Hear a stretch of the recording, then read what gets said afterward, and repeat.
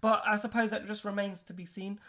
So, final topic I want to talk about is the qualifying system, because obviously it's so talked about. The drivers hate it, but they understand why we do it, and you get the same moaning cue for the drivers that are in Group One. Although Oliver Rowland, we spoke to him on Monday actually, and he said that you find actually that the ones who moan about it the most are actually the ones that aren't as good at it.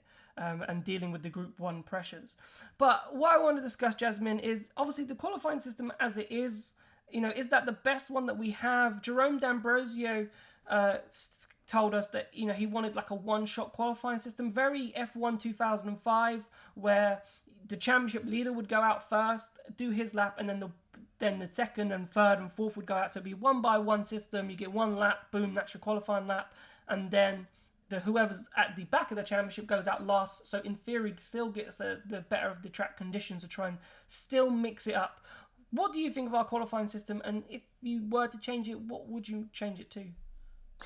I think with that idea that's mentioned, it is a good idea, but at the same time, things happen in qualifying that a lot of the drivers like to have three, four, five goes at it at a time frame because the tires might not be ready, the car itself might have a few niggles, so it might need a few laps to be able to get the car going to get the fastest lap.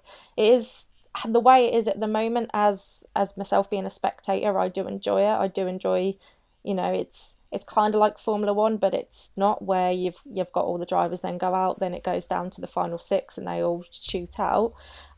That way, as a spectator, I enjoy it. I enjoy watching it. I think it brings up a bit more excitement, and even if someone has been the fastest throughout qualifying, they could end up. I think it's happened to Mitch Evans once, where he was consistently fastest throughout the whole weekend. He got down to the final six, and then his I think his lap time was about 3/10 um after the final flag. So that kind of, yeah, it wasn't great for him, but it made the race a bit more exciting. Going into the race, you could see that he's obviously going to want to be gunning for it because his qualifying wasn't as good. So that way, I do enjoy it. I think if you have it just where one driver gets one lap, yeah, it's all about the competition. You should be able to do your best lap first chance, but not every driver can. So I can see where that might not be the best option.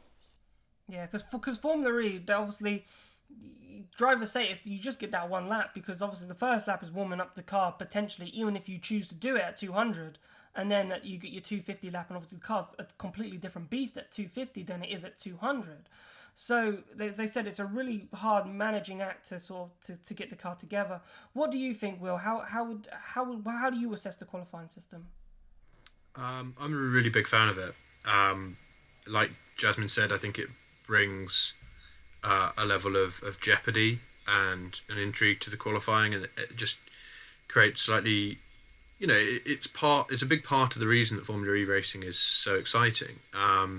And I like the way that it's quite divergent from what Formula One do. Formula One is very much a system set up to ensure that the best cars and the best drivers um, make it to the kind of front of the grid. And while that is potentially kind of what people want to see in terms of seeing kind of drivers performing at their peak, I think what Formula E has going for it is that you get Mitch Evans having to start from the back of the grid and cut his way through the field, and you have these drivers and really good drivers and really good cars kind of having to make moves, and you've got people like Turvey and Superpole, because he's kind of coming from Group 4, and I think that's a really kind of, it adds a lot of layers and interest to the sport, and I think it's a unique part of Formula E and something that they should be looking to hold on to.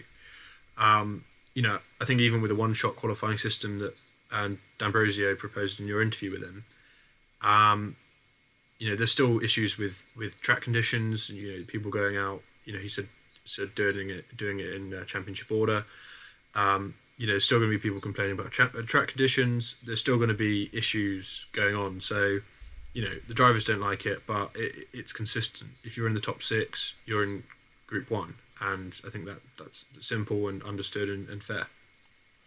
Yeah, and the thing is that, track conditions obviously about, I think with the Ambrosio interview, he was more about traffic. So interesting with the Mitch Evans situation where they were all backing up and then he misses his qualifying lap. So that's why he, I think, sort of suggested that one lap qualifying system. So there is no traffic. You're going to get your lap done.